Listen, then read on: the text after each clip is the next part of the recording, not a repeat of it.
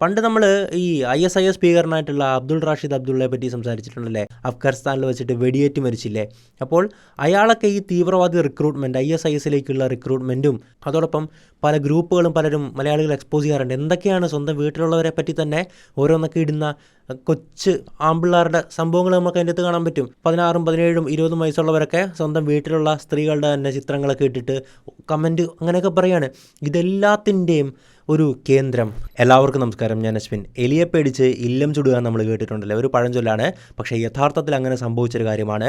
NEET എക്സാമിൻ്റെ ഒരു പരീക്ഷ പേപ്പർ ചോർന്നു എന്നും പറഞ്ഞിട്ട് ടെലഗ്രാം എന്ന് പറയുന്ന ഒരു ഗ്രേറ്റസ്റ്റ് ആപ്പ്, അത് ഭയങ്കര സംഭവമാണ് ടെലഗ്രാം എന്നുള്ളത്. ഒരുപക്ഷെ നിങ്ങളത് മെസ്സേജിങ്ങിന് പോലും അല്ല, സിനിമ ഡൗൺലോഡ് ചെയ്യാൻ വേണ്ടി മാത്രം ഉപയോഗിക്കുന്നതുകൊണ്ട് വലിയ സംഭവമായിട്ട് തോന്നുന്നില്ല. പക്ഷേ അതിൻ്റെ അനന്ത സാധ്യതകൾ ഉപയോഗിക്കുന്ന ഒരുപാട് ചെറുപ്പക്കാരും അധ്യാപകരും ബിസിനസ് ചെയ്യുന്നവരും ഒക്കെ ഉണ്ട്. ഒരുപാട് PSC ഗ്രൂപ്പുകൾ റൺ ചെയ്യുന്നുണ്ട്. ബിസിനസ്സിൻ്റെ കംപ്ലീറ്റ് പേയ്മെൻറ്റ് സംവിധാനങ്ങളും ഈവൻ നമുക്ക് ടെലഗ്രാമിൻ്റെ അകത്ത് തന്നെ വേറൊരു ആപ്പ് നമുക്ക് ഹോസ്റ്റ് ചെയ്യാൻ പറ്റും. അങ്ങനെ എല്ലാ സാധ്യതകളും ഉപയോഗിച്ച് ജോലിയുടെ ഭാഗമായിട്ട് അതുമായിട്ട് മുന്നോട്ട് പോകുന്നവരൊക്കെ ഉണ്ട്. അവരെയൊക്കെ സംബന്ധിച്ച് വലിയൊരു സംഭവമാണ് ടെലഗ്രാം എന്നുള്ളത്. അതിൻ്റെ അകത്ത് നമുക്ക് ലക്ഷക്കണക്കിന് ബോട്ടുകൾ ഉപയോഗിക്കാൻ പറ്റും. അപ്പോൾ ഇങ്ങനെ ഒരു സംഭവത്തെ ഒറ്റയടിക്ക് കറക്റ്റായിട്ട് പറഞ്ഞാൽ എലിയെ പേടിച്ച് ഇല്ലം ചുടുന്ന പോലെ നമ്മുടെ കേന്ദ്ര സർക്കാർ ബാൻ ചെയ്തിരിക്കുകയാണ്. നമ്മൾ രണ്ട് കാര്യങ്ങളാണ് ഇതിൻ്റെ അകത്ത് സംസാരിക്കേണ്ടത്. ഒന്നാമത്തത് ഈ ടെലഗ്രാമിൻ്റെ താൽക്കാലിക ഒരു നിരോധനവുമായി ബന്ധപ്പെട്ടും, രണ്ടാമത്തത് NEET exam, national eligibility cum entrance ടെസ്റ്റാണ്. അതിൻ്റെ UG അണ്ടർ ഗ്രാജുവേറ്റ് എക്സാമിൻ്റെ പേപ്പറായിരുന്നു ലീക്കായിട്ടുണ്ടായിരുന്നു അല്ലേ. ഈ രണ്ട് കാര്യങ്ങളാണ് ഈ വീഡിയോയിൽ നമ്മൾ പ്രധാനമായിട്ടും സംസാരിക്കേണ്ടത്. നമ്മൾ സംസാരിച്ച് വരുമ്പോൾ ഒരുപാട് കാര്യങ്ങൾ നമുക്ക് ഇതുമായി ബന്ധപ്പെട്ട് മനസ്സിലാക്കാൻ സാധിക്കും. ടെലഗ്രാം എന്ന് പറഞ്ഞാൽ നമുക്ക് ആർക്കും അതിനെ തൊടാൻ പോലും പറ്റില്ല. സത്യം പറഞ്ഞാൽ ഇവിടെ എല്ലാം ടെലഗ്രാം ബാൻ എന്ന് പറയുന്നൊരു വാക്കാണ് ഉപയോഗിക്കുന്നത് അല്ലേ. നമ്മൾ വീഡിയോയിൽ അങ്ങനെ ആയിരിക്കും പറഞ്ഞു പോകുന്നത്. പക്ഷേ നമ്മൾ മനസ്സിലാക്കേണ്ടത്, ഒരു ഗവൺമെൻറ്റിന് ഒരു ആപ്പ് പൂർണ്ണമായിട്ടും ഇല്ലാതാക്കാനോ, ആപ്പ് പോട്ടെ ഒരു വെബ്സൈറ്റ് എടുത്തോ, ഇപ്പോൾ ഏതെങ്കിലും ഒരു വെബ്സൈറ്റ് ഇൻ്റർനെറ്റിലുള്ളത് നമ്മുടെ ഗവൺമെൻറ്റിന് ചെയ്യാൻ പറ്റുന്ന എന്താണ്, നമ്മുടെ ആയാലും ഏത് ഗവൺമെൻറ്റിനായാലും ചെയ്യാൻ പറ്റുക എന്തെന്ന് വെച്ചാൽ ആ ഒരു വെബ്സൈറ്റിലേക്കോ ആപ്പിലേക്കോ ഉള്ള ഇന്ത്യൻ സെർവറുകൾ, ഇന്ത്യൻ നമ്മുടെ IP അഡ്രസ്സുകളുണ്ടല്ലോ, അതിൽ നിന്നുള്ള ആക്സസ് ബ്ലോക്ക് ചെയ്യാനാണ് അവർക്ക് സാധിക്കുക.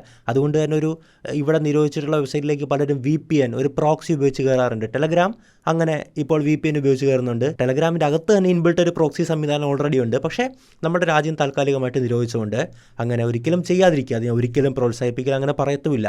കാരണം എന്തൊക്കെയായാലും ഓക്കെ, ഇതൊരു മണ്ടൻ നിരോധനമാണ്. പക്ഷേ അത് കുറച്ച് നാളത്തേക്കേ ഉള്ളൂ, നാളെ കൊണ്ട് കഴിയുമെന്നാണ് പറയുന്നത്, നമുക്ക് കണ്ടറിയാം. അതോടൊപ്പം ഏറ്റവും വലിയ ചോദ്യം എന്തെന്നാൽ, ഇപ്പോൾ നമ്മളെല്ലാം വിചാരിക്കുന്നത് ഈ നീറ്റ് എക്സാമിൻ്റെ പേപ്പർ ലീക്കുമായി ബന്ധപ്പെട്ട് മാത്രമാണ് പ്രശ്നങ്ങളുള്ളതെന്നാണ്. ഒരിക്കലുമല്ല. വർഷങ്ങളായിട്ട് നമ്മുടെ ദേശീയ സുരക്ഷാ ഏജൻസിയെ വലച്ചുകൊണ്ടിരിക്കുന്ന ഒരു വലിയ തലവേദനയാണ് ടെലഗ്രാം എന്നുള്ളത്.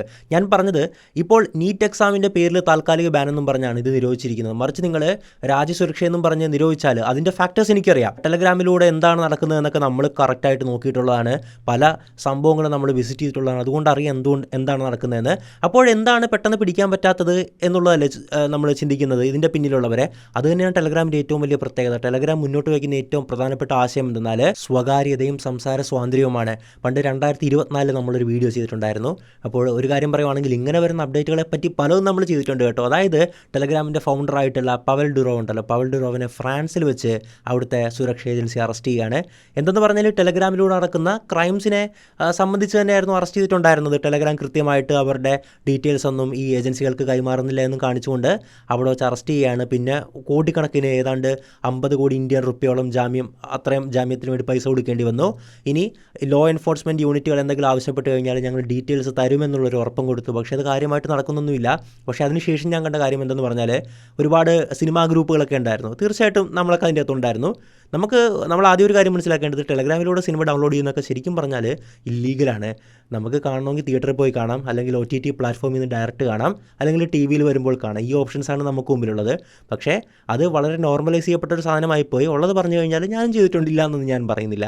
അത് ഇടയ്ക്ക് വരുമ്പോൾ ചെയ്യാറുണ്ട്, ഓക്കെ ഫൈൻ. പണ്ടൊരു കാലത്ത് കള്ള CD വേട്ട എന്ന് പറയുന്ന വലിയൊരു സംഭവം തന്നെ ഉണ്ടായിരുന്നു. ഇന്ന് നോക്കൂ, ഇന്ന് നമുക്കൊന്നും ചെയ്യാൻ പറ്റുന്നില്ല. ടെലഗ്രാമിൽ ഇത്രത്തോളം ഗ്രൂപ്പിൽ ഇതിൻ്റെ കാര്യങ്ങളൊക്കെ വന്നിട്ട്. എന്നാൽ 2024 ഇതിൻ്റെ ഫൗണ്ടറായിട്ടുള്ള പവൽ ഡുറോവിൻ്റെ അറസ്റ്റിന് ശേഷം ഞാൻ ശ്രദ്ധിച്ചൊരു കാര്യം എന്തെന്നാൽ, പല പ്രമുഖ ഒരു കൊറിയൻ സിനിമയുടെ ഒരു ചാനലുണ്ടായിരുന്നു മലയാളത്തിലെ, എല്ലാ സിനിമകളും അതിൻ്റെ അകത്ത് ഷെയർ ചെയ്തിട്ടുണ്ടായിരുന്നു. ആ ഒരു ഗ്രൂപ്പ് അല്ലെങ്കിൽ ചാനലൊക്കെ അപ്പാടെ അടിച്ചു പോകണം. അങ്ങനെ ഒരുപാട് ചാനൽസ് പോകുന്നുണ്ട് പോളിസി വയലേഷൻ എന്ന് പറഞ്ഞ്. അപ്പോഴെന്ത് ചെയ്തു, ടെലഗ്രാമിൻ്റെ അകത്ത് തന്നെയുള്ള മറ്റൊരു സംവിധാനമാണ് ബോട്ട് ഉപയോഗിക്കുക എന്നുള്ളത്. അല്ലേ, നമുക്ക് ബോട്ട് അതിൻ്റെ അകത്ത് റൺ ചെയ്യാൻ പറ്റും. നമ്മൾ ജസ്റ്റ് സിനിമ ടൈറ്റിൽ കൊടുത്തു കഴിഞ്ഞാൽ ഒരു 3 മിനിറ്റത്തേക്ക് ആ സിനിമയുടെ ഫയൽ എവിടുന്നോ വരും, പെട്ടെന്ന് ഡിസപ്പിയർ ചെയ്യും, അതുകൊണ്ട് തന്നെ നിലനിൽക്കുന്നു. അങ്ങനെ ഒരുപാട് കളികൾ. ഞാൻ പറഞ്ഞല്ലോ, ഗ്രേറ്റസ്റ്റ് ഓഫ് ഓൾ ടൈം ആയിട്ടുള്ള ഒരു ആപ്പാണ് സത്യം പറഞ്ഞാൽ ടെലഗ്രാം. അപ്പോൾ നമ്മൾ ആദ്യം സംസാരിക്കേണ്ടത് ഈ നീറ്റ് എക്സാം ക്വസ്റ്റ്യൻ പേപ്പർ ലീക്കിനെ പറ്റിയിട്ട്, പിന്നീട് ഈ ടെലഗ്രാമുമായി ബന്ധപ്പെട്ട കാര്യത്തെ പറ്റിയിട്ടുമാണ്. അപ്പോൾ നമുക്ക് ആദ്യം നീറ്റിനെ പറ്റി സംസാരിക്കാം. അല്ലേ, എന്താണ് നീറ്റ് എക്സാം എന്ന് പറഞ്ഞാൽ? നീറ്റിൻ്റെ അണ്ടർ ഗ്രാജുവേറ്റ് UG എക്സാമാണ് ഈ ഒരു പ്രശ്നത്തിൽ അകപ്പെട്ടിട്ടുണ്ടായിരുന്നത്. National eligibility cum entrance test എന്നുള്ളതാണ് ഇതിൻ്റെ ഫുൾ ഫോം എന്നുള്ളത്.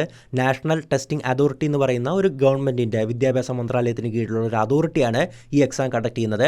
അപ്പോൾ നീറ്റിൻ്റെ ഈ UG എക്സാമിലൂടെ എങ്ങോട്ടൊക്കെയാണ് അഡ്മിഷൻ കൊടുക്കുന്നതെന്ന് പറഞ്ഞാൽ MBBS, BDS, പിന്നെ ആയുഷിൻ്റെ കീഴിലുള്ള മറ്റ് കോഴ്സ് ഉണ്ടല്ലോ, ഹോമിയോപ്പതി, ആയുർവേദ, നാച്ചുറോപ്പതി, പിന്നെ സിദ്ധ, യുനാനി, അതോടൊപ്പം മറ്റ് അലൈഡ് മെഡിക്കൽ ആൻഡ് കുറച്ച് നഴ്സിംഗ് കോഴ്സസ് ഒക്കെയാണ് ഇതിൻ്റെ അകത്ത് വരുന്നത്. അതായത് മൊത്തം ഒരു മെഡിക്കൽ സംബന്ധമായിട്ടുള്ള ഫീൽഡിലേക്ക് അഡ്മിഷൻ കിട്ടാൻ വേണ്ടി രാജ്യത്ത് ഒറ്റൊരു എക്സാമാണ് പ്രധാനമായിട്ട് നടത്തുന്നത്. അതാണ് നീറ്റ് എന്നുള്ളത്. ഏകദേശം 20 ലക്ഷത്തോളം വിദ്യാർത്ഥികളാണ്, സ്റ്റുഡൻസാണ് ഈ ഒരു എക്സാം അറ്റൻഡ് ചെയ്തിട്ടുണ്ടായിരുന്നത്. ഇനി നമ്മൾ മനസ്സിലാക്കേണ്ട ഒരു കാര്യമുണ്ട്. ഈ ഒരു എൻട്രൻസ് കോച്ചിങ്ങിലൂടെ അല്ലെങ്കിൽ അവരൊക്കെ ആയിട്ട് സമ്പർക്കമുള്ളവർക്ക് മനസ്സിലാവും. ഇപ്പോൾ ഞാൻ എൻട്രൻസ് പഠിച്ച് എഞ്ചിനീയറിംഗ് വന്നതാണ്. പക്ഷേ ഈ നീറ്റിനാണെങ്കിലും IITക്കൊക്കെ ആണെങ്കിലും JEE അഡ്വാൻസ്ഡ് മെയിൻസ് ഒക്കെ ഉണ്ടല്ലോ, അതിനൊക്കെ പഠിക്കുന്നവരെ നമുക്കറിയാം. അവരൊക്കെ പഠിക്കുന്നതെന്ന് പറഞ്ഞാൽ നിങ്ങൾ പറഞ്ഞാൽ വിശ്വസിക്കുമെന്ന് അറിയത്തില്ല, 16 മണിക്കൂറിന് മുകളിൽ വരെ ഇരുന്ന് പഠിക്കുന്ന സ്റ്റുഡൻസ് ഉണ്ട്. അവർക്കൊരു ചെറിയ ക്യാബിൻ പോലത്തെ ഒരു സ്പേസ് ഉണ്ടാകും. അതിൽ നിന്ന് അവർ എഴുന്നേക്കുന്നതെന്ന് പറഞ്ഞാൽ 1 വാഷ്റൂമിൽ പോകാൻ, 2 ഭക്ഷണം കഴിക്കാൻ, പിന്നീട് 3 കുറച്ച് നേരം ഉറങ്ങാൻ. ഇതല്ലാണ്ട് വേറെ പുറം ലോകമായിട്ട് ബന്ധമില്ലാതെ ഒരു മുറിയിൽ അല്ലെങ്കിൽ ഒരു സ്റ്റഡി ഏരിയയിൽ അടച്ചിട്ട് അത്രത്തോളം പഠനം പഠിച്ചിട്ടാണ് പലരും ഇത് അറ്റൻഡ് ചെയ്യാൻ പോകുന്നത്. ഇനി രാജസ്ഥാനിലെ കോട്ട, അവിടെയാണ് കോട്ട ഫാക്ടറി എന്ന് പറഞ്ഞൊരു സീരീസ് തന്നെയുണ്ടല്ലേ, എൻട്രൻസ് കോച്ചിങ് സെൻറ്റേഴ്സിൻ്റെ അയ്യര് കളിയാണ്. അവിടെയൊക്കെ പലപ്പോഴും സൂയിസൈഡുകൾ, വിദ്യാർത്ഥികൾക്ക് സ്ട്രെസ്സ് താങ്ങാതെ എത്രത്തോളം സൂയിസൈഡുകളാണ് ഈ കോട്ട എന്ന് പറയുന്ന പ്രദേശത്തെ ഈ എൻട്രൻസ് കോച്ചിങ് സെൻറ്റേഴ്സിൽ മാത്രം നടക്കുന്നുണ്ടെന്ന് ജസ്റ്റ് ഒന്ന് സെർച്ച് ചെയ്ത് നോക്ക്. ഒരുപാട് സ്റ്റുഡൻസാണ് ഈ മാനസിക സമ്മർദ്ദം താങ്ങാതെ ആത്മഹത്യ ചെയ്യുന്നത്. അങ്ങനെ അത്രയും കഷ്ടപ്പെട്ട് പഠിച്ച് ഈ എക്സാം അറ്റൻഡ് ചെയ്യുക, അത്രയും ഒരു മാനസിക സംഘർഷത്തിലൂടെയും കഷ്ടപ്പാടിലൂടെയും മര്യാദയ്ക്ക് ഭക്ഷണം പോലും കഴിക്കാൻ പറ്റാത്തൊരു സാഹചര്യത്തിലൂടെ കടന്നു പോയിട്ട്, എല്ലാവരും ഒന്നല്ല, 20 ലക്ഷം പേരും അങ്ങനെയൊന്നല്ല, ചുമ്മാ പോയിട്ട് എഴുതുന്നവരുണ്ട് കേട്ടോ. ഞാൻ അവരെ പറ്റിയല്ല പറയുന്നത്, കഷ്ടപ്പെട്ട് പഠിക്കുന്ന സ്റ്റുഡൻസിനെ പറ്റിയാണ് പറയുന്നത്. എന്തായാലും അങ്ങനെ കഷ്ടപ്പെട്ട് പഠിച്ചെഴുതി അത് എഴുതിയ ശേഷം അവരനുഭവിക്കുന്ന ഒരു റിലാക്സേഷൻ എന്ന് പറയുന്നത് സത്യം പറഞ്ഞാൽ ഭയങ്കരമാണ്. അങ്ങനെ അവർ ഒരുപക്ഷെ എത്ര പേർക്കത് കിട്ടുന്നുണ്ടാകാമല്ല, അവർ വളരെ സന്തോഷിച്ചിരിക്കുമായിരിക്കും. കാരണം അവർ ആൻസർ കീ ആയിട്ട് ചെക്ക് ചെയ്ത് നോക്കും, ഇത്രയും മാർക്ക് ഉണ്ടെന്ന് അവർ കാൽക്കുലേറ്റ് ചെയ്യാൻ പറ്റും. അപ്പോൾ കഴിഞ്ഞ വർഷത്തെ റാങ്കുമായിട്ടൊക്കെ റാങ്കൊക്കെ ആയിട്ട് തട്ടിച്ച് നോക്കിയിട്ട് ഓക്കെ അവർ അഡ്മിഷൻ കിട്ടുമെന്നും പറഞ്ഞ് ഉറപ്പിച്ചിരിക്കുന്ന ഒരു സാഹചര്യത്തിലാണ് ഈ ക്വസ്റ്റ്യൻ പേപ്പർ ലീക്കായിട്ടുള്ളൊരു സാധനം ഇങ്ങനെ ഓൺലൈനിൽ സ്പ്രെഡാകുന്നത്. ഗസ്റ്റ് പേപ്പർ എന്നും പറയുന്ന ഒരു സാധനമായിരുന്നു സ്പ്രെഡായിട്ടുണ്ടായിരുന്നത്. അതിനുശേഷം എന്താണ് സംഭവിച്ചത് നോക്കുകയാണെങ്കിൽ, ഈ നാഷണൽ ടെസ്റ്റിംഗ് അതോറിറ്റി, അതായത് കേന്ദ്ര സർക്കാരിൻ്റെ കീഴിലുള്ള ഈ ഒരു ഏജൻസി ഉണ്ടല്ലോ, അവർ ഈ നീറ്റ് എക്സാം ക്യാൻസൽ ചെയ്യുകയാണ്. ഇത്രയും 2 വർഷത്തിൻ്റെ സംഘർഷത്തിലൂടെയാണ് ഈ സ്റ്റുഡൻസ് എല്ലാം അത് കടന്നു പോയിട്ട് എഴുതിയിട്ടുണ്ടായിരുന്നതല്ലേ. അങ്ങനെ ഈ എക്സാം ക്യാൻസൽ ചെയ്തതിനെ തുടർന്ന് മാത്രം 12 മുതൽ 14 വരെ വരുന്ന സ്റ്റുഡൻസ് എന്ന് പറയുമ്പോൾ അവർക്ക് എത്ര വയസ്സാണുള്ളത്? ഈ 16, 17 അത്രയും പ്രായം മാത്രമേ അവർക്കുള്ളല്ലേ. അപ്പോൾ കൊച്ചു കുട്ടികൾ ഇവർ സൂയിസൈഡ് ചെയ്യണം, ആത്മഹത്യ ചെയ്യണം. ആ പ്രായത്തിലുള്ള പിള്ളേർ ആത്മഹത്യ ചെയ്യണം. ചിന്തിക്കാൻ പറ്റുന്നുണ്ടോ അവരുടെ മാനസികാവസ്ഥ? എനിക്ക് മനസ്സിലാകും, നമുക്ക് എൻട്രൻസ് കോച്ചിങ്ങിനെ പറ്റി കൃത്യമായിട്ട് അറിയാവുന്നതുകൊണ്ടാണ് ഞാൻ പറയുന്നത്. ഇനി ആത്മഹത്യ ചെയ്യാതെ തന്നെ കടുത്ത മാനസിക സമ്മർദ്ദത്തിൽ എത്ര മറ്റ് വിദ്യാർത്ഥികളുണ്ടാകും. അങ്ങനെ രാജ്യം കണ്ട ഏറ്റവും വലിയൊരു ദുരന്തമായിട്ട് ഈ NEET exam question paper leak മാറുകയാണ്. ഇനി ഇതെങ്ങനെയാണ് ലീക്ക് ആയി നോക്കുകയാണെങ്കിൽ, ഇതാദ്യം ശ്രദ്ധിക്കുന്നത് ഈ എക്സാം കഴിഞ്ഞ ശേഷം ഈ ടെലഗ്രാമിലൂടെയും അല്ലെങ്കിൽ മറ്റ് സോഷ്യൽ മീഡിയയിലൂടെയും ഒരു ഗസ്റ്റ് പേപ്പർ എന്ന് പറയുന്ന ഒരു സാധനം സ്പ്രെഡാകുകയാണ്. ഈ ഗസ്റ്റ് പേപ്പർ എന്ന് പറയുന്ന ഒന്നിൽ 400 മുതൽ 600 വരെ ചോദ്യങ്ങളുണ്ടായിരുന്നു. ഇനി എക്സാം കഴിഞ്ഞ ശേഷം എക്സാമിലുള്ളത് ശരിക്കുള്ള പരീക്ഷയ്ക്കുള്ളത് 150 ചോദ്യങ്ങളായിരുന്നല്ലേ. ഈ ഗസ്റ്റ് പേപ്പറിൽ ഇതേ 180 ചോദ്യങ്ങളും, മൊത്തം കൂടെ 400-600 ഉണ്ട്. പക്ഷേ അതിൻ്റെ അകത്ത് ഇടകലർത്തിയിട്ട് 180 ചോദ്യങ്ങളും അതിൻ്റെ അകത്തുണ്ടായിരുന്നു. അതായത് ക്വസ്റ്റ്യൻ പേപ്പർ ക്ലീനായിട്ട് മുമ്പേ ലീക്കായെന്ന് മനസ്സിലായി. അത് ലീക്ക് എന്ന് പറയുമ്പോൾ പലരും ധരിച്ചു വച്ചിരിക്കുന്നത് ക്വസ്റ്റ്യൻ പേപ്പറിൻ്റെ ഫോട്ടോ എടുത്തു അങ്ങനെ ആ ക്വസ്റ്റ്യൻ പേപ്പർ അപ്പാടെ ലീക്കായെന്നതല്ല. ഇപ്പോൾ ഞാൻ പറഞ്ഞല്ലോ, ഒരു 400 മുതൽ 600 വരെ ചോദ്യങ്ങളുള്ള ഒരു ഗസ്റ്റ് പേപ്പർ എന്ന് പറയുന്ന ഒരു സാധനമാണ് പുറത്തു വന്നിട്ടുണ്ടായിരുന്നത്. പക്ഷേ ഈ ഗസ്റ്റ് പേപ്പറിൽ ശരിക്കുള്ള എക്സാമിൽ 180 ചോദ്യങ്ങളുണ്ടായിരുന്നു. അപ്പോൾ ഇനി നമ്മൾ ചിന്തിക്കുന്നത് ക്വസ്റ്റ്യൻ പേപ്പർ ലീക്ക് എന്ന് പറയുമ്പോൾ നമ്മൾ വിചാരിച്ചത് ക്വസ്റ്റ്യൻ പേപ്പർ അപ്പാടെ ചോർന്നു എന്നുള്ളതാണ്. പക്ഷേ ഇതെങ്ങനെയാണ് സംഭവിച്ചത്? എങ്ങനെയാണ് ക്വസ്റ്റ്യൻ പേപ്പർ ലീക്കായത്? അത്രത്തോളം സെക്യൂരിറ്റിയിൽ, അത്രത്തോളം ഹൈ സെക്യൂരിറ്റി പ്രോട്ടോക്കോളിൽ, ഹൈ സെക്യൂരിറ്റി പ്രൊഫൈലിൽ നടത്തുന്ന ഒരു എക്സാമിൻ്റെ പേപ്പറാണ് ഇപ്പോൾ ലീക്കായിട്ടുള്ളത്. ഇപ്പോൾ രണ്ടാമത് എക്സാം നടത്താൻ വേണ്ടിയിട്ട് എയർഫോഴ്സിന് ഇവരെയൊക്കെ ഉപയോഗിച്ച് കോടിക്കണക്കിന് രൂപയാണ് അതിൻ്റെ അകത്ത് ചിലവായിട്ടുള്ളത്. എന്തായാലും എങ്ങനെയാണ് ലീക്കായതെന്ന് ഡീറ്റെയിൽഡ് ആയിട്ട് നമുക്ക് നോക്കാം. ഈ സൈഡിൽ കാണുന്ന ചിത്രത്തിലൂടെ കാര്യങ്ങൾ വളരെ എളുപ്പമായിട്ട് നമുക്ക് മനസ്സിലാക്കാം. അതായത് ഇത് തുടങ്ങുന്നത് ഒരു പ്രൊഫസർ, ഈ ഒരു NTA-യിലുള്ള ഒരു അധ്യാപകർ വിചാരിക്കാതെ ഈ ക്വസ്റ്റ്യൻസ് ഒന്നും പുറത്തു പോകത്തില്ലല്ലോ. അപ്പോൾ ഏറ്റവും മുഖ്യധാരയിലുണ്ടായിരുന്ന 2 പേരാണ്. ഒന്നാമത്തത് PV Kulkarni, NTA national testing agency, കേന്ദ്ര സർക്കാരിൻ്റെ കീഴിലുള്ള ഒരു ഏജൻസിയാണെന്ന് ഓർക്കുക. അതിൻ്റെ അകത്തുള്ള PV കുൽക്കർണിയും മനീഷ ഗുരുനാഥ് മന്ത്ര എന്ന് പറയുന്ന മറ്റൊരു ടീച്ചറും ഉണ്ടായിരുന്നു. ഒന്നൊരു കെമിസ്ട്രി സാറാണ്, മറ്റേത് ബയോളജി സാറാണ്. ഇവർ ഈ എക്സാമിന് വരുന്ന ക്വസ്റ്റ്യൻസ് ഉണ്ടല്ലോ, അത് തന്ത്രപരമായിട്ട് ഈ നാഷണൽ ടെസ്റ്റിംഗ്, അതിൻ്റെ അകത്ത് തന്നെയുള്ള എക്സ്പേർട്ടുകളാണല്ലോ. അപ്പോൾ അവർക്ക് ഇൻസൈഡർ ആയിട്ടുള്ള ആൾക്കാരും കാര്യങ്ങളൊക്കെ ഉണ്ടാകും, അല്ലെങ്കിൽ അവർക്ക് ചെക്ക് ചെയ്യാനുള്ള അധികാരമുണ്ടായിരിക്കും. പക്ഷെ ഇത് ഒരു മനുഷ്യർ പ്രിൻ്റ് ചെയ്താലല്ലേ പുറത്ത് വരത്തുള്ളൂ. അപ്പോൾ ഇവരുടെയൊക്കെ കൈ കൂടെ പോയിട്ടുണ്ടാകും. എന്തായാലും ഈ 2 അധ്യാപകരാണ് ഇതിൻ്റെ ടോപ്പ് ലെവലിലുണ്ടായിരുന്നത്. ഇവർ പുറത്തുണ്ടായിരുന്ന മനീഷ വാക്മാറെ എന്ന് പറയുന്ന ഒരു ബ്രോക്കർ, ഒരു ഏജൻറ് ഉണ്ടാകുമല്ലോ ഇമാതിരി പരിപാടിയൊക്കെ കാണിക്കാൻ, ഈ ഏജൻറ്റിന് കൈമാറുകയാണ്. ഇവർ കോടിക്കണക്കിന് രൂപ മേടിച്ചിട്ടുണ്ടാകാം. പിന്നീട് മൊത്തം പുറത്തേക്ക് കളിക്കണമല്ലോ, ഇത് പുറത്തേക്ക് സ്പ്രെഡ് ആകണം. പല ഈ കോച്ചിങ് സെൻറ്റേഴ്സിൻ്റെ കയ്യിൽ നിന്നും വിദ്യാർത്ഥികളുടെ കയ്യിൽ നിന്നൊക്കെ പൈസ മേടിക്കണം. അങ്ങോട്ടെല്ലാം കണക്ട് ചെയ്യുന്നത് ഈ മനീഷ വാക്മറെ എന്ന് പറയുന്ന ആ ഒരു ഏജൻറ്റ് അല്ലെങ്കിൽ ആ ഒരു ബ്രോക്കറാണ്. ഈ സംഭവങ്ങളൊക്കെ നടക്കുന്നത് ഏപ്രിൽ 15 മുതൽ 22 വരെയുള്ള ദിവസങ്ങളിലാണ്. അതിനുശേഷം ഏപ്രിൽ 23-ാം തീയതി ശിവരാജ് രഘുനാഥ് എന്ന് പറയുന്ന RCC ക്ലാസസ് എന്ന് പറയുന്ന ഒരു കോച്ചിങ് സെൻറ്റർ ഉണ്ട്, ലെറ്റൂർ, മഹാരാഷ്ട്രയിലുള്ള കോച്ചിങ് സെൻ്ററാണ്. അതിലെ മെയിൻ ആളാണ്. ആ ഒരാളാണ് ബ്രോക്കറായിട്ടുള്ള മനീഷ വാക്മറയുടെ കയ്യിൽ നിന്നും ഈ സാധനം മേടിക്കുന്നത്. നല്ല പൈസക്കാണ് മേടിക്കുന്നത്. അതിനുശേഷം ഈ കോച്ചിങ്ങിൻ്റെ അവിടുത്തെ ആളുണ്ടല്ലോ, ഈ ശിവരാജ് ഉണ്ടല്ലോ, ശിവരാജ് ഈ ക്വസ്റ്റ്യൻസ് എല്ലാം സ്വന്തം കൈപ്പടയിൽ ഒരു പേപ്പറിൽ എഴുതുകയാണ്. ഇനി അത് സപ്ലൈ ചെയ്ത് പൈസ ഉണ്ടാക്കണം. ഇപ്പോൾ അവിടെ ആ ഒരു പ്രദേശത്തുള്ള കോച്ചിങ് സെൻറ്റേഴ്സിലേക്ക് ഇത് കിടന്ന് കറങ്ങുന്നുണ്ട്. പക്ഷേ പുറത്തേക്ക് പോയി കഴിഞ്ഞാൽ വലിയ പൈസയാണല്ലോ, കോടികൾ, 1 കോടി ചോദിച്ചു കഴിഞ്ഞാൽ കിട്ടും. കാരണം അത്രയും ഡിമാൻഡുള്ള സാധനമാണ് മെഡിക്കൽ സീറ്റ്, MBBS സീറ്റ് എന്നുള്ളതല്ലേ. അങ്ങനെ അവിടുന്ന് ഏപ്രിൽ 24-ാം തീയതിക്കും 28-ാം തീയതിക്കും നടന്ന കാര്യങ്ങളാണ് സ്റ്റെപ്പ് 3 വരുന്നത്. ധനഞ്ജയ് ലോഖണ്ഡെ എന്ന് പറയുന്ന ഒരു കൊറിയർ ഏജൻറ്റ് ഈ കൈപ്പടയിൽ എഴുതിയ മറ്റേ നമ്മളുടെ സ്റ്റെപ്പ് 2-ലുണ്ടായിരുന്ന കോച്ചിങ് സെൻറ്ററിലെ മാഷുണ്ടല്ലോ ശിവരാജ് രഘുനാഥ്, പുള്ളി കൈപ്പടയിൽ എഴുതി ക്വസ്റ്റ്യൻ പേപ്പറുമായിട്ട് സ്റ്റേറ്റിൻ്റെ പുറത്തേക്ക്, ഇത് മഹാരാഷ്ട്രയിലാണ് ഇത് ആദ്യം ആ ഒരു കോച്ചിങ് സെൻറ്റേഴ്സ് ഉണ്ടായിരുന്നു, അവിടെയാണ് കിട്ടുന്നത്, അതിന് പുറത്തേക്ക് പോവുകയാണ്. അതിനുശേഷമുണ്ടല്ലോ ഇത് എത്തിച്ചേരുന്നത് ശുഭം കൈർണർ എന്ന് പറയുന്ന ഒരു IT വിദഗ്ധൻ്റെ അടുത്താണ്. അപ്പോൾ ഇദ്ദേഹം എന്താ ചെയ്തതെന്ന് പറഞ്ഞാൽ കൈപ്പടയിൽ എഴുതിയ ക്വസ്റ്റ്യൻസും മറ്റൊരുപാട് ചോദ്യങ്ങളും, ഇപ്പോൾ 600 ചോദ്യങ്ങളായിരുന്നു ഗസ്റ്റ് പേപ്പറിൽ ഉണ്ടായിരുന്നത്, അപ്പോൾ 420 ചോദ്യങ്ങളും കൂടെ റാൻഡമായിട്ട് മിക്സ് ചെയ്യുകയാണ്. അങ്ങനെ 600 ക്വസ്റ്റ്യൻസ് വരുന്ന ഒരു ഗസ്റ്റ് പേപ്പർ PDF ആയിട്ട് കമ്പ്യൂട്ടറിൽ ടൈപ്പ് ചെയ്ത് കയറ്റുകയാണ്. ഇങ്ങനെയാണ്. അപ്പോൾ ക്വസ്റ്റ്യൻ പേപ്പർ ലീക്ക് എങ്ങനെയാണെന്ന് മനസ്സിലായോ? ക്വസ്റ്റ്യൻ പേപ്പർ അപ്പാടെ ഫോട്ടോസ്റ്റാറ്റോ കോപ്പിയോ ഇമേജോ ഒന്നും പോകുകയല്ലായിരുന്നു. യഥാർത്ഥ ക്വസ്റ്റ്യൻസ് കൈപ്പടയിൽ എഴുതിയിട്ടാണ് ഇദ്ദേഹത്തിന് കിട്ടുന്നത്. അദ്ദേഹം മറ്റ് 420 ക്വസ്റ്റ്യൻ കൂടെ ചേർത്ത് 600 ക്വസ്റ്റ്യൻസ് വരുന്ന ഒരു ഗസ്റ്റ് പേപ്പർ എന്ന് പറയുന്ന ഒരു സാധനമായിരുന്നു തയ്യാറാക്കിയിട്ടുണ്ടായിരുന്നത്. സ്റ്റെപ്പ് 4 യഷ് യാദവ് എന്ന് പറയുന്ന മറ്റൊരു വ്യക്തി ഈ ഖൈമറിൻ്റെ കയ്യിൽ നിന്ന്, ആ ഒരു IT വിദഗ്ധനുണ്ടല്ലോ ടൈപ്പ് ചെയ്ത് കയറ്റിയത്, ഖൈമറിൻ്റെ കയ്യിൽ നിന്ന് നല്ല വിലയ്ക്ക് ഈ സാധനം മേടിക്കുകയാണ്. അങ്ങനെ അത് വീണ്ടും ബ്ലാക്ക് മാർക്കറ്റിലേക്ക് പോവുകയാണ്. ഇത് നമ്മൾ നോക്കുകയാണെങ്കിൽ തുടക്കം മുതൽ ഇങ്ങനെ മറിച്ച് വിറ്റ് പോവുകയാണ്. ഈ ഏജൻറ്റുമാരും ബ്രോക്കർമാരുമാണ് ഇങ്ങനെ കളിച്ചുകൊണ്ടിരിക്കുന്നത്. അങ്ങനെ ദിനേശ് ബിവാൽ എന്ന് പറയുന്ന ഒരു ലോക്കൽ ഓപ്പറേഷൻ ഏജൻറ്റ് ഇത് മേടിക്കുകയാണ്. പുള്ളി ചെയ്ത കാര്യം എന്തെന്നാൽ ഈ യഷ് യാദവിൻ്റെ കയ്യിൽ നിന്ന് മേടിച്ച ആ ഒരു PDF ഉണ്ടല്ലോ, ഇത് പ്രിൻ്റ് എടുക്കുകയാണ്. അപ്പോൾ ആദ്യമായിട്ട് പ്രിൻ്റ് ആകുന്നത് ഈ 8-ാം നമ്പർ എന്ന് കൊടുത്തിരിക്കുന്ന സ്ഥലത്ത് വെച്ചിട്ടാണ്. അതങ്ങനെ എടുത്തിട്ട് ഈ ജയ്പൂരിലുള്ള, രാജസ്ഥാനിലുള്ള സിക്കാറിലും ജയ്പൂരിലൊക്കെയുള്ള ഒരുപാട് കോച്ചിങ് സെൻറ്റേഴ്സിന് ഇത് വിതരണം ചെയ്യുകയാണ്. പിന്നീട് മൻഗിലാൽ ബിവാൾ എന്ന് പറയുന്ന ഒരു ഇൻസ്റ്റിറ്റ്യൂഷണൽ ബയ്യറുണ്ട്. ഇത് പുള്ളി ധാരാളം പൈസ മുടക്കിയിട്ട് മേടിക്കുകയാണ് വീണ്ടും സ്പ്രെഡ് ചെയ്യാനായിട്ട്. അങ്ങനെ എന്തായാലും ഇത് സ്പ്രെഡായി, നമുക്കറിയാം. അവിടുന്ന് ലീക്കായി, അത് ടൈപ്പ് ചെയ്ത് കയറ്റി അല്ലേ, അവിടെ മുതൽ പിന്നീട് അങ്ങോട്ട് കൺട്രോളൊന്നുമില്ല, പല വഴിക്കും പല രീതിയിലൊക്കെ പോവും. അങ്ങനെ ഒരു എൻഡ് ബെനിഫിഷ്യറി കാൻഡിഡേറ്റിൻ്റെ പേരും കൊടുത്തിട്ടുണ്ട്, വിവേക് പാട്ടീൽ. അപ്പോൾ ആ പാട്ടീലും ഒക്കെ മേടിച്ചിട്ടുണ്ട്. പലരും 50 ലക്ഷമൊക്കെ മുടക്കിയിട്ട് ഈ വിവേക് പാട്ടീലിനെ പോലെയൊക്കെ ക്വസ്റ്റ്യൻ പേപ്പറൊക്കെ മേടിച്ചിട്ടുണ്ട്. അങ്ങനെ എന്തായാലും ക്വസ്റ്റ്യൻ പേപ്പർ ലീക്കായി. മെയ് 3-ാം തീയതിയായിരുന്നു നീറ്റ് എക്സാം നടന്നിട്ടുണ്ടായിരുന്നത്. അതിനും 7 ദിവസങ്ങൾക്കപ്പുറമാണ് ഈ എക്സാം ക്വസ്റ്റ്യൻ പേപ്പർ ലീക്കായ കാര്യം പുറലോകം അറിയുന്നത്, അല്ലെങ്കിൽ കാര്യമായിട്ട് ചർച്ച ചെയ്യുന്നത് ഏകദേശം 10-ാം തീയതിയോടെയാണ്. അങ്ങനെ എന്തായാലും 12-ാം തീയതി NTA ഈ എക്സാം ഒഫീഷ്യലി ക്യാൻസൽ ചെയ്യുകയാണ്. അത്രത്തോളം ഒരു വിദ്യാർത്ഥികൾക്കേറ്റ ഷോക്കാണ് സത്യം പറഞ്ഞാൽ. ഞാൻ പറഞ്ഞല്ലോ 20 ലക്ഷം പേരും പഠിച്ചിട്ടൊന്നുമല്ല എഴുതുന്നത്, പക്ഷേ അതിൻ്റെ അകത്ത് 1 ലക്ഷമെങ്കിലും കാണും ചിലപ്പോൾ. അത്രത്തോളം ഡെഡിക്കേഷനോടെ ഊണും ഉറക്കമൊക്കെ മാറ്റിവെക്കുക എന്നുള്ളൊരു പ്രയോഗമുണ്ടല്ലേ. ശരിക്കും എനിക്കറിയാമല്ലോ, അതുകൊണ്ടാണ് ഞാൻ പറയുന്നത്. അങ്ങനെ പഠിച്ച വിദ്യാർത്ഥികളുടെ നെഞ്ചിൽ ഇടുത്തി വീഴുന്നൊരു കാര്യമായിരുന്നു ക്യാൻസൽ ചെയ്തു എന്നുള്ളത്. ക്യാൻസൽ ചെയ്യാതെ വേറൊരു ഓപ്ഷൻ ഉണ്ടോ എന്നുള്ളതും ചോദ്യമാണ്. കാരണം അത്രയും പേപ്പർ ലീക്ക് ആയിട്ടുണ്ട്. ഇത് ആർക്കൊക്കെ ഇത് വെച്ച് എഴുതിയിട്ടുണ്ട്, ആരുടെ കയ്യിലേക്ക് പോയിട്ടുണ്ടെന്നൊന്നും അറിയത്തില്ല. കാരണം 1-2 പേരുടെ കയ്യിലേക്കല്ല ഇതെത്തിയത്, വാസ്റ്റ് നെറ്റ്വർക്കിലൂടെയാണ് ഇത് പോയിട്ടുണ്ടായിരുന്നതല്ലേ. അപ്പോഴെന്തായാലും ക്യാൻസൽ ചെയ്യാതെ വേറെ മാർഗ്ഗവുമില്ല.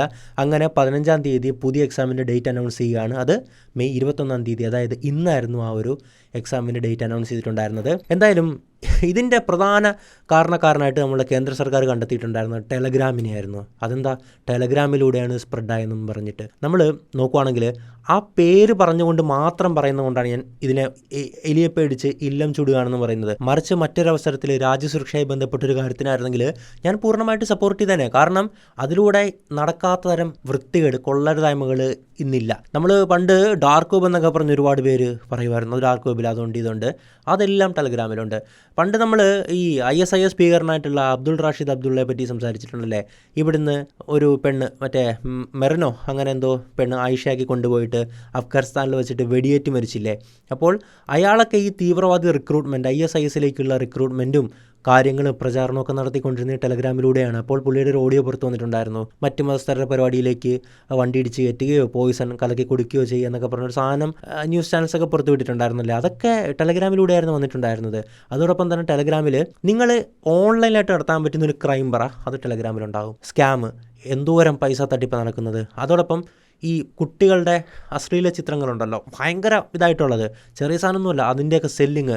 ഇപ്പോൾ ഒരു മലയാളിയെ തന്നെ പിടിക്കുന്നുണ്ടല്ലോ, പല മലയാളികളെയും തന്നെ ഇതുമായി ബന്ധപ്പെട്ട് പിടിക്കുന്നുണ്ട്. അതോടൊപ്പം പല ഗ്രൂപ്പുകളും പലരും മലയാളികൾ എക്സ്പോസ് ചെയ്യാറുണ്ട്. എന്തൊക്കെയാണ് സ്വന്തം വീട്ടിലുള്ളവരെ പറ്റി തന്നെ ഓരോന്നൊക്കെ ഇടുന്ന കൊച്ച് ആമ്പിള്ളാരുടെ സംഭവങ്ങൾ നമുക്ക് അതിൻ്റെ അകത്ത് കാണാൻ പറ്റും. 16, 17, 20 വയസ്സുള്ളവരൊക്കെ സ്വന്തം വീട്ടിലുള്ള സ്ത്രീകളുടെ തന്നെ ചിത്രങ്ങളൊക്കെ ഇട്ടിട്ട് കമൻറ്റ് അങ്ങനെയൊക്കെ പറയാണ്. ഇതെല്ലാത്തിൻ്റെയും ഒരു കേന്ദ്രം ക്രെഡിറ്റ് കാർഡ് തട്ടിപ്പ്, പിന്നെന്താണ് ആയുധ വിൽപ്പന, മയക്കുമരുന്ന് വിൽപ്പന, ഇല്ലീഗലായിട്ടുള്ള എല്ലാ സ്റ്റഫ് സെല്ല് ചെയ്യുന്ന ഒരു കേന്ദ്രം തന്നെയാണ് ടെലഗ്രാം. അതിൻ്റെ അകത്ത് സംശയമൊന്നുമില്ല. ഇപ്പോൾ നമ്മൾ ടിക്ടോക്ക് നിരോധിച്ചപ്പോൾ ആരെങ്കിലും അതിന് എതിർപ്പ് പറഞ്ഞോ? ഇല്ല. കാരണം ചൈനീസ് ആപ്പാണ്, ചൈനീസ് ഗവൺമെൻറ് ഡാറ്റ ചോർത്ത അവർക്ക് ഒരു പാടുമില്ല. അതുകൊണ്ട് തന്നെ ടിക്ടോക്കിനെ എതിർത്തു എന്നും പറഞ്ഞിട്ട് ആരും ഒന്നും പറഞ്ഞിട്ടില്ലായിരുന്നു. പക്ഷേ ഈ ക്വസ്റ്റ്യൻ പേപ്പർ ലീക്കായെന്നും പറഞ്ഞിട്ട് താൽക്കാലികമായിട്ടുള്ള ബാൻ ഉണ്ടല്ലോ, അത് വെറും മണ്ടത്തരമാണ്. രാജ്യസുരക്ഷയുടെ പേരും പറഞ്ഞിറങ്ങി പൂർണ്ണമായിട്ട് സപ്പോർട്ട് ചെയ്തേനെ. ഇത് ഒന്ന് ആലോചിച്ച് നോക്ക്. ഇത് ബാൻ ചെയ്തുകൊണ്ട് ഈ ക്വസ്റ്റ്യൻ പേപ്പർ ഇതിലൂടെ ലീക്കാകില്ലേ? ഇത് ഏറ്റവും വലിയ മണ്ടത്തരമാണ്. ഒന്നാമത്തത്, ഞാൻ പറഞ്ഞല്ലോ, നമ്മുടെ ഗവൺമെൻറ്റുകൾക്കൊന്നും ഒരു ഇൻ്റർനെറ്റിലുള്ളൊരു സാധനത്തെ ഇല്ലാതാക്കാൻ അങ്ങനെ എളുപ്പത്തിൽ പറ്റത്തൊന്നുമില്ല. നമ്മളുടെ ഇന്ത്യൻ സെർവറുകളിൽ നിന്ന് അതിലേക്ക് ആക്സസ് ചെയ്യുന്നത് നമുക്ക് തടയാം. അതുകൊണ്ട് തന്നെ ടെലഗ്രാം ഇപ്പോൾ വെറുതെ എടുത്താലും മുകളിൽ കണക്റ്റിംഗ് എന്നും പറഞ്ഞിട്ട് ഇങ്ങനെ കറങ്ങിക്കൊണ്ടിരിക്കും. മെസ്സേജുകളൊന്നും വരില്ല, നമ്മൾ അയച്ചാൽ പോകത്തുമില്ല. ഇതാണ് സംഭവിക്കുക. പക്ഷേ ഇതുപോലുള്ള നിരോധിതമായിട്ടുള്ള വെബ്സൈറ്റുകളുണ്ടല്ലോ, ഗവൺമെൻറ് നിരോധിച്ചിട്ടുള്ള വെബ്സൈറ്റുകളിൽ കയറാനായിട്ട് പലരും VPN പ്രോക്സികൾ ഉപയോഗിക്കാറുണ്ട്, വിദേശയാത്ര എന്നൊക്കെ പറയുമല്ലേ. അപ്പോൾ നമ്മൾ കാര്യം മനസ്സിലാക്കേണ്ടത് ടെലഗ്രാമിൻ്റെ അകത്ത് തന്നെ പ്രോക്സിയും കാര്യങ്ങളൊക്കെ വരെയുണ്ട്. അപ്പോൾ ക്രൈം എന്ന് പറഞ്ഞാൽ ഇത്രയും വലിയൊരു സിൻഡിക്കേറ്റ് ആയിട്ടാണ് ഇവിടെ നടന്നിട്ടുള്ളത്. അല്ലാതെ ഏതെങ്കിലും ഒരുത്തന്നെ ഫോട്ടോ ഇട്ടിട്ട് അങ്ങനെ ലീക്ക് അങ്ങനെ പോയ സാധനമല്ല. ഇത് വലിയൊരു നെറ്റ്വർക്ക്, അത്രത്തോളം വലിയ ഒരു ഓർഗനൈസ്ഡ് ക്രൈം സിൻഡിക്കേറ്റിലൂടെയാണ് ഈ ഒരു പേപ്പർ ലീക്കായിട്ടുള്ളത്. അങ്ങനെ ഇരിക്കെ ഇത് ചെയ്യേണ്ടവർക്ക് വീണ്ടും ചെയ്യാൻ അറിയത്തില്ലെന്നാണോ നിങ്ങൾ വിചാരിക്കുന്നത്? മണ്ടന്മാരാണോ അവരൊക്കെ? ഒരിക്കലുമല്ല. പോട്ടെ, ടെലഗ്രാം കംപ്ലീറ്റ് വിട്. ഇവിടെ ആയിരക്കണക്കിന് മറ്റ് സോഷ്യൽ മീഡിയ പ്ലാറ്റ്ഫോംസ് ഇല്ലേ, നമുക്ക് തൊടാൻ പറ്റുമോ? ഈവൻ പ്രോട്ടോൺ മെയിലും ടോർ ബ്രൗസറും കൂടെ ഉപയോഗിച്ച് കഴിഞ്ഞാൽ ഇവിടെ സാക്ഷാൽ ദൈവം നമ്പുരാൻ വിചാരിച്ചാൽ പോലും പിടിക്കാൻ പറ്റില്ല എന്ന് പറയത്തില്ലേ? അങ്ങനത്തെ ഒരു അവസ്ഥയിലേക്ക് എത്തും ടോർ ബ്രൗസറും പ്രോട്ടോൺ മെയിലും. അപ്പോൾ ഇങ്ങനെയൊക്കെ ഇരിക്കുമ്പോൾ നമ്മളിത് താൽക്കാലികമായിട്ട് ബാൻ ചെയ്യുന്നത് കൊണ്ട് എന്താണ് ഇവർ ഉദ്ദേശിക്കുന്നതെന്ന് എനിക്ക് സീരിയസ്ലി മനസ്സിലാകുന്നില്ല. ഏറ്റവും വലിയ മണ്ടൻ തീരുമാനമാണ് സത്യം പറഞ്ഞാൽ. ഇതിൻ്റെ പേരിൽ, ഞാൻ വീണ്ടും പറയുകയാണ്, ഇതിൻ്റെ പേരിലാണ് താൽക്കാലികമായിട്ട് ബാൻ ചെയ്തിട്ടുള്ളത്. ജൂൺ 16 മുതൽ 22 വരെ നാളത്തോട് കൂടിയിട്ട് താൽക്കാലിക ബാൻ എന്നല്ല, ബ്ലോക്ക് എന്നാണ് ആക്ച്വലി പറയേണ്ടത്. അത് കഴിയുമെന്നാണ് നമ്മൾ മനസ്സിലാക്കേണ്ടത്. പക്ഷേ കേന്ദ്ര സർക്കാർ വർഷങ്ങളായിട്ട് ആലോചിച്ചുകൊണ്ടിരിക്കുന്നത്, ഞാൻ പണ്ടും 2024 ചെയ്ത വീഡിയോയ്ക്കും പൂട്ടിക്കെട്ടുപോ ടെലഗ്രാം അങ്ങനെ എന്തോ ആയിരുന്നല്ലേ ക്യാപ്ഷൻ. ഭയങ്കര പ്രശ്നമാണ് നമ്മളുടെ കേന്ദ്ര സർക്കാരിനെയും കേന്ദ്ര സുരക്ഷ ഏജൻസിയൊക്കെ സംബന്ധിച്ച്. കാരണം എല്ലാത്തരം ഇല്ലീഗലായിട്ടുള്ള ടെററിസ്റ്റ് ആക്ടിവിറ്റീസ് ഇവിടെ നമ്മുടെ PFIയുടെ ഒരുപാട് റെയ്ഡും കാര്യങ്ങളൊക്കെ ഉണ്ടായിരുന്നില്ല. അവരുടെ ഓപ്പറേഷൻസൊക്കെ ഈ ടെലഗ്രാമിലൂടെയും കാര്യങ്ങളിലൂടെയൊക്കെ ഉണ്ടായിരുന്നു. അപ്പോൾ അത്രയും വലിയ പ്രശ്നങ്ങൾ ഈ ടെലഗ്രാമുമായി ബന്ധപ്പെട്ട് നമ്മുടെ രാജ്യം നേരിടുന്നുണ്ട് എന്നുള്ളത് 100% അല്ലെങ്കിൽ 101% സത്യമാണ്. രാജ്യസുരക്ഷ ഈ ഭീഷണിയാകുന്ന തീവ്രവാദികളുടെയൊക്കെ വിഹാര കേന്ദ്രമാണ് ടെലഗ്രാം. അതിൻ്റെ അകത്ത് നമുക്ക് അനന്ത സാധ്യതകളുണ്ട്. ഒരുപാട് ലക്ഷക്കണക്കിന് ആൾക്കാരെ ഹോസ്റ്റ് ചെയ്യാൻ പറ്റുന്ന ചാനൽസോ ഗ്രൂപ്പോ തുടങ്ങാം. നമുക്ക് ഹൈ അനോണിമിറ്റിയാണ്. ഈ ടെലഗ്രാമിൻ്റെ സ്ഥാപകനായിട്ടുള്ള പവേൽ ഡുറോവ് ഉണ്ടല്ലോ, ഒരു അസാധ്യ മനുഷ്യനാണ്. മാർക്ക് സക്കർബർഗ് ഓഫ് റഷ്യ എന്നൊക്കെയാണ് അറിയപ്പെടുന്നത്. അദ്ദേഹത്തിൻ്റെ ഭയങ്കര മോട്ടിവേറ്റിംഗ് ആയിട്ടുള്ള ഒരു മനുഷ്യനായിട്ട് എനിക്ക് എപ്പോഴും തോന്നാറുണ്ട്. അനാവശ്യ വിവാദങ്ങൾക്കോ കാര്യങ്ങൾക്കോ ഒന്നുമില്ല. കോടിക്കണക്കിന് ഡോളറിൻ്റെ ഒരു കമ്പനിയാണ്. ആകെപ്പാടെ കുറച്ച് എംപ്ലോയീസ് മാത്രമാണ് അതിൻ്റെ അകത്തുള്ളത്. അപ്പോൾ അദ്ദേഹത്തിൻ്റെ ഒരു കാര്യം പറയുവാണെങ്കിൽ ഈ 2006 കാലഘട്ടങ്ങളിലൊക്കെ അദ്ദേഹം ഒരു റഷ്യൻ സ്വദേശിയാണ് കേട്ടോ. അവിടെ വി കണക്ട് എന്ന് പറയുന്ന ഒരു സോഷ്യൽ മീഡിയ പ്ലാറ്റ്ഫോം ഉണ്ടായിരുന്നു. പവേൽ ഡുറോവും അദ്ദേഹത്തിൻ്റെ സഹോദരനും മറ്റ് 2 ഇൻവെസ്റ്റേഴ്സും കൂടെ ചേർന്നായിരുന്നു തുടങ്ങിയിട്ടുണ്ടായിരുന്നത്. അങ്ങനെ ഒരുപാട് വർഷത്തോളം ഏകദേശം 2013 ആ ഒരു കാലഘട്ടത്തിലൊക്കെ വരെ ഇങ്ങനെ സ്മൂത്തായിട്ട് പോവുകയാണ്. പക്ഷേ സംഭവിച്ച കാര്യം എന്തെന്നാൽ കുറച്ച് ഉക്രൈൻ പ്രൊട്ടസ്റ്റേഴ്സ് പ്രതിഷേധക്കാരുടെ വിവരങ്ങൾ തരണമെന്ന് റഷ്യൻ ഭരണകൂടം ഈ പവേൽ ഡുറോവിനോട് ആവശ്യപ്പെടുകയാണ്. പക്ഷേ പവേൽ ഡുറോവ് അത് കൊടുക്കില്ല എന്ന് പറയുകയാണ്. അങ്ങനെ ഈ റഷ്യൻ ഗവൺമെൻറ് ഇദ്ദേഹത്തിനെതിരായി മാറുകയാണ്. പിന്നീട് റഷ്യൻ ഗവൺമെൻറ്റുമായിട്ട് അത്രത്തോളം ക്ലോസ് ലിങ്ക്ഡായിട്ടുള്ള ഈ ഇൻവെസ്റ്റേഴ്സിനെ കൂട്ടുപിടിച്ചിട്ട് പവേൽ ഡുറോവിനെ ആ ഒരു പോസ്റ്റ് നീക്കം ചെയ്ത് ഈ കമ്പനിയിൽ നിന്ന് പുറത്താക്കുകയാണ്. അങ്ങനെയാണ് അദ്ദേഹം ടെലഗ്രാം എന്ന് പറയുന്ന മറ്റൊരു പ്ലാറ്റ്ഫോം രൂപീകരിക്കുന്നത്. വർഷം 2013 ടെലഗ്രാം വന്നപ്പോൾ തന്നെ ഭയങ്കര ഹിറ്റായിരുന്നു. ഒരുപാട് ഫീച്ചേഴ്സുമായിട്ടായിരുന്നു വന്നിട്ടുണ്ടായിരുന്നത്. ഇന്ന് ടെലഗ്രാം എത്തി നിൽക്കുന്ന ഒരു പൊസിഷൻ എന്ന് പറഞ്ഞാൽ ലോകത്തുള്ള എല്ലാ സോഷ്യൽ മീഡിയയും നമുക്ക് ഈ ഒറ്റ സാധനത്തിലായിട്ട് ഉപയോഗിക്കാൻ പറ്റും. ഇത് നമ്മളെ സംബന്ധിച്ച്, നമ്മൾ സാധാരണ ഒരു യൂസേഴ്സിനെ സംബന്ധിച്ച് നമ്മൾ ഈവൻ മെസ്സേജ് പോലും അയക്കാൻ വാട്സാപ്പാണ് ഉപയോഗിക്കുന്നത്. ടെലഗ്രാം പലർക്കും യൂസ് ചെയ്യുന്നത് മൂവീസ് ഡൗൺലോഡ് ചെയ്യാൻ, സീരീസ് ഡൗൺലോഡ് ചെയ്യാനായിരിക്കും അല്ലേ. പക്ഷേ അതല്ല, നമ്മൾ ഇന്ത്യ മാത്രം എടുക്കുകയാണെങ്കിൽ പോലും 10,000-കണക്കിന് ആൾക്കാർ തങ്ങളുടെ ബിസിനസ്സിന് വേണ്ടിയിട്ട്, ബിസിനസ്സുമായി ബന്ധപ്പെട്ടിട്ടുള്ള ഒരുപാട് കാര്യങ്ങൾ ടെലഗ്രാമിലൂടെ ചെയ്യുന്നുണ്ട്. ബിസിനസ് എന്ന് പറയുന്നത് ഞാൻ ഉദ്ദേശിച്ച നിയമപരമായിട്ടുള്ള കാര്യങ്ങളാണ് കേട്ടോ. ഉദാഹരണം ഇപ്പോൾ കേരളത്തിലേക്ക് വന്നാൽ PSC കോച്ചിങ് സെൻറ്റേഴ്സിൻ്റെ ഒരുപാട് ഓഡിയോ ചാനൽസും കാര്യങ്ങളൊക്കെ ഉണ്ട്. ആ ഒരു ഓഡിയോ നമുക്കൊരു വീഡിയോ കോൺഫറൻസ് വേണമെങ്കിൽ നടത്താം. അവർക്കൊരു ഈ ഓഡിയോ ചാനലിട്ട് ലൈവായിട്ട് നമ്മളൊരു ക്ലാസ് കേട്ടിരിക്കുന്ന പോലെ എല്ലാവർക്കും ഇൻട്രാക്ട് ചെയ്ത് പഠിക്കാം. നമ്മൾ സൂമും മറ്റ് വേറൊരു ആപ്പും ഉണ്ടായിരുന്നല്ലോ, അതിനൊക്കെ പകരം ഇത് ഉപയോഗിക്കാൻ പറ്റും. ഡയറക്റ്റ് നമുക്ക് ഈ CRM ഡാറ്റ, അതുപോലെ തന്നെ പേയ്മെൻറ്റ് മെത്തേഡ്സ്, പിന്നെ ഒരുപാടുണ്ട്. ഞാൻ പറഞ്ഞുതരാം. Content distribution system, mini apps. ടെലഗ്രാമിൻ്റെ ഏറ്റവും വലിയ പ്രത്യേകത എന്താണെന്നറിയാമോ? ടെലഗ്രാമിൻ്റെ ഉള്ളിൽ തന്നെ മറ്റൊരു ആപ്പ് നമുക്ക് കോഡ് ചെയ്ത് ലോഞ്ച് ചെയ്യാൻ പറ്റും. പണ്ട് മറ്റേ അണ്ണാൻ്റെ പുറത്ത് കുത്തി അങ്ങനെ പൈസ കിട്ടുമെന്ന് പറഞ്ഞൊരു സാധനം ഉണ്ടായിരുന്നല്ലോ, എന്തോ ഹാംസ്ട്രിങ്ങോ അങ്ങനെ എന്തോ അല്ലായിരുന്നോ? അത് മറ്റൊരു ആപ്പായിട്ടായിരുന്നു വന്നിട്ടുണ്ടായിരുന്നത്. അത് ടെലഗ്രാമിൻ്റെ അകത്തായിരുന്നു, നിങ്ങൾ ഓർക്കുക. അതോടൊപ്പം തന്നെ ഏത് സോഷ്യൽ മീഡിയയും അല്ലെങ്കിൽ ഇൻ്റർനെറ്റിലെ ഏറ്റവും എപ്പിക് ആയിട്ടുള്ളൊരു സാധനമാണ് ടെലഗ്രാമിലുള്ളത്. മറ്റൊന്നുമല്ല, ബോട്ടുകളാണ്. ടെലഗ്രാമിൽ നമുക്ക് ഒരുപാട് ബോട്ടുകൾ നമുക്ക് ലോഞ്ച് ചെയ്യാൻ പറ്റും. ബോട്ട് വെച്ച് ഒരുപാട് കാര്യങ്ങൾ ചെയ്യാം. കസ്റ്റമർ സപ്പോർട്ട്, അതുപോലെ തന്നെ കൊമേഴ്സ്, നമുക്ക് ആൾക്കാർ ഓർഡർ ടേക്ക് ചെയ്യാം, ട്രാക്ക് ചെയ്യാം, പ്രോസസ്സ് ചെയ്യാം, എല്ലാം നമ്മളൊന്നും അറിയണ്ട. അതിൻ്റെ അകത്ത് തന്നെയുള്ള ബോട്ട് സെറ്റ് ചെയ്യും. എഡ്യൂക്കേഷൻ ആണെങ്കിൽ ക്യൂസസ് കണ്ടക്ട് ചെയ്യാം, share study materials, evaluate answers, ഇതെല്ലാം ഓട്ടോമാറ്റിക്കായിട്ട് ചെയ്യാം. ഫിനാൻസ് ആണെങ്കിൽ നമുക്ക് ഒരുപാട് കാര്യങ്ങൾ ചെയ്യാൻ പറ്റും. Sense stock alerts, crypto price alerts, productivity, AI integration, AIയും ഇപ്പോൾ ഇൻ്റഗ്രേറ്റ് ചെയ്ത് തുടങ്ങാം. അങ്ങനെ ഒരുപാട് സംഭവങ്ങൾ വരുന്നുണ്ട്. അതോടൊപ്പം തന്നെ ഫയൽ ഷെയറിങ്, നമ്മൾ ഈ സിനിമയൊക്കെ ഡൗൺലോഡ് ചെയ്യുന്നത് എങ്ങനെയാണ്? ടെലഗ്രാം വഴിയാണല്ലേ. അപ്പോൾ അത്രയും GB കണക്കിനുള്ള സാധനങ്ങൾ അതിനകത്ത് ഷെയർ ചെയ്യുക. അപ്പോൾ എന്തോരം സിനിമകൾ ടെലഗ്രാമിൽ കിടപ്പുണ്ടാകും, അതിൻ്റെയൊക്കെ സ്റ്റോറേജ് എന്തോരം ഉണ്ടാകും ടോട്ടലി. അങ്ങനെ അതോടൊപ്പം വലിയ ലക്ഷക്കണക്കിന് ആൾക്കാരുള്ള ഗ്രൂപ്പ്സ്, ചാനൽസ് ഉണ്ടാക്കാം. പിന്നെ ഒരുപാട് കാര്യങ്ങൾ നമുക്ക് ടെലഗ്രാം കൊണ്ട് ചെയ്യാം. അതുകൊണ്ട് തന്നെ Telegram one of the greatest of all time apps ആണെന്ന് പറയേണ്ടിയിരിക്കുന്നു. അപ്പോൾ പവേൽ ഡുറോവ് ഈ ഒരു ആപ്പിൻ്റെ പ്രധാനമായിട്ടുള്ളൊരു ഫീച്ചറായിട്ട് വെച്ചിട്ടുണ്ടായിരുന്നു ഇതൊന്നും അല്ലായിരുന്നു, മറിച്ച് നമ്മളുടെ സ്വകാര്യതയും സംസാര സ്വാതന്ത്ര്യവും ഒക്കെ ആയിരുന്നു. കാരണം പുള്ളി അങ്ങനെ ആര് ചോദിച്ചു കഴിഞ്ഞാലും ഈ ഇൻഫോർമേഷൻ ഒന്നും കൊടുക്കത്തില്ലായിരുന്നു. അതുകൊണ്ട് തന്നെ പുള്ളിക്ക് റഷ്യയിൽ നിന്ന് പോകേണ്ടി വന്നു. സെയിൻറ്റ് ലൂസിയിൽ പോയിട്ട് അവിടുത്തെ പൗരത്വം വരെ എടുക്കേണ്ടി വന്നിട്ടുണ്ടായിരുന്നു.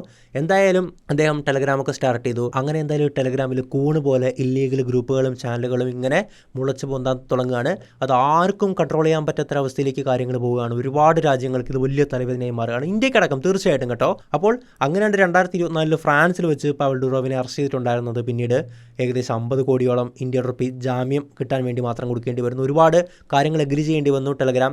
ഇതുപോലുള്ള അതോറിറ്റീസ് ചോദിച്ചു കഴിഞ്ഞാൽ വിവരങ്ങളൊക്കെ പാസ് ചെയ്യാന്നൊക്കെ പറഞ്ഞിട്ട്, പക്ഷേ അതൊന്നും കാര്യമായിട്ട് നടക്കുന്നില്ല. അതുകൊണ്ട് തന്നെ ടെലഗ്രാം എന്നുള്ളത് ഒരു ഗ്രേറ്റസ്റ്റ് ആപ്പാണ്, പക്ഷേ അതിലൂടെ ക്രൈം നടക്കുന്നു എന്നുള്ളതും സത്യമാണ്. പക്ഷേ അതുകൊണ്ട് നമ്മളെന്താ ചെയ്യേണ്ടത്? നമ്മളുടെ ഏജൻസികൾ കൃത്യമായിട്ട് ഇടപെട്ട്, ഇപ്പോൾ ടെലഗ്രാം തന്നെ പറയുന്നുണ്ട്, ഓക്കെ നിങ്ങൾ ചോദിക്കുക, ഞങ്ങൾ ഡാറ്റ തരാമെന്ന് പവൽ പറയുന്നുണ്ട്. പക്ഷേ അത് ചെയ്യാതെ എലിയെ പേടിച്ച് ഇല്ലം ചുടുക എന്ന് പറയുന്ന ഒരു അവസ്ഥയിലേക്കാണ് കാര്യങ്ങൾ പോയിക്കൊണ്ടിരിക്കുന്നത്. പവേൽ ഡുറോവ് ഇതിനെതിരെ രംഗത്ത് രംഗത്ത് വരികയാണ്.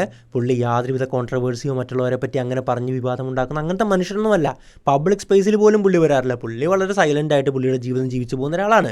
എന്തായാലും ഒന്ന് പറഞ്ഞത്, നിങ്ങളുടെ നാട്ടിലൊരു മാളിൽ മോഷണം നടക്കുന്നു എന്ന് പറഞ്ഞ് നിങ്ങൾ മാള് പൂട്ടുപോകും എന്ന് അങ്ങനെയൊക്കെ സർക്കസ്റ്റിക്കായിട്ട് നമ്മളെ വളരെ ഇതായിട്ട് പോലും പറയുന്നില്ല. എന്നാൽ ഇതുമായി ബന്ധപ്പെട്ട മറ്റൊരു അദ്ദേഹത്തിൻ്റെ പോസ്റ്റിൽ അദ്ദേഹം റിലയൻസിനെ പറ്റിയിട്ട്, അംബാനിയുടെ റിലയൻസ് ഉണ്ടല്ലോ, അതോടൊപ്പം മെറ്റയെ പറ്റിയിട്ടും പരാമർശിക്കുകയാണ്. ഇവരുടെ കളിയാന്ന് പറയുകയാണ്. അതുകൊണ്ട് തന്നെയാണ് ടെലഗ്രാം ഒരു പെർമനന്റ് ബാനിലേക്ക് പോകുന്നുണ്ടോ എന്നൊരു ചോദ്യചിഹ്നം അവിടെ വരുന്നത്. കാരണം ഒരുപാട് വർഷങ്ങളായിട്ട് ഇവർ പലത് ശ്രമിച്ചുകൊണ്ടിരിക്കുക എന്നൊക്കെയാണ് അദ്ദേഹം പറയുന്നത്. എന്തായാലും നമുക്ക് നോക്കാം അദ്ദേഹത്തിൻ്റെ ആ ഒരു ഇംഗ്ലീഷ് പോസ്റ്റ് ഞാൻ മലയാളത്തിലേക്ക് വായിക്കാം. BJP ഹൈജാക്കിംഗ് എന്ന വഞ്ചനാപരമായിട്ടുള്ള മാർഗ്ഗത്തിലൂടെ റിലയൻസ് എന്ന ഇന്ത്യൻ ടെലികോം കമ്പനിയുടെ UAE ഉൾപ്പെടെയുള്ള ഇന്ത്യക്ക് പുറത്തുള്ള ദശലക്ഷക്കണക്കിന് ഉപഭോക്താക്കൾക്ക് ടെലഗ്രാം ലഭ്യമാകുന്നത് തടസ്സപ്പെടുത്തുന്നു. ഈ അട്ടിമറി മനഃപൂർവ്വം ചെയ്താണെന്ന് തോന്നുന്നു. കാരണം ഒന്നിലധികം റിപ്പോർട്ടുകൾ ലഭിച്ചിട്ടും റിലയൻസ് ഇത് അവഗണിക്കുകയാണ് ഉണ്ടായത്. ഇതൊരു മത്സരയുദ്ധത്തിൻ്റെ ഭാഗമായിരിക്കാം. കാരണം ടെലഗ്രാമിൻ്റെ എതിരാളികളായിട്ടുള്ള വാട്സാപ്പിൻ്റെ മാതൃകാ കമ്പനിയായിട്ടുള്ള മെറ്റയ്ക്ക് റിലയൻസിൽ ഓഹരി പങ്കാളിത്തമുണ്ട്. റൂട്ട് ഹൈജാക്കുകൾ തടയുന്നതിനും ഉപഭോക്താക്കൾക്ക് തടസ്സമില്ലാതെ ഇന്റർനെറ്റ് സേവനം ഉറപ്പാക്കുന്നതിനുമായിട്ട് റിലയൻസിൽ നിന്നുള്ള അനധികൃത BJP അറിയിപ്പുകൾ നിരസിക്കാൻ നെറ്റ്വർക്ക് ഓപ്പറേറ്റർമാർക്ക് നിർദ്ദേശം നൽകുന്നു.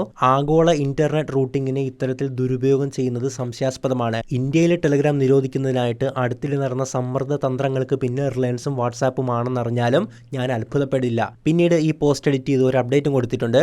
ഈ പോസ്റ്റ് വന്ന് 4 മണിക്കൂറിന് ശേഷം റിലയൻസിന് ഈ ദോഷകരമായിട്ടുള്ള റൂട്ടിംഗ് അവസാനിപ്പിക്കേണ്ടി വന്നു. പരസ്യമായി പിന്തുണച്ച എല്ലാവർക്കും നന്ദി. ഈ GBP റൂട്ടിംഗ് എന്ന് പറഞ്ഞാൽ ഇൻ്റർനെറ്റിൻ്റെ ആ ഒരു വഴി തിരിച്ചുവിട്ട് അത് ബ്ലോക്ക് ചെയ്യുന്ന മറ്റൊരാൾക്ക് ആക്സസ് ചെയ്യാൻ പറ്റാതിരിക്കുന്ന ഒരു അവസ്ഥയിലേക്ക് കൊണ്ടെത്തിക്കുക എന്ന് പറയുന്ന ഒരു സാധനമാണ് ഈ GBP അല്ല BJP റൂട്ടിംഗ് അല്ലേ, ആ BJP റൂട്ടിംഗ് എന്നുള്ളത്.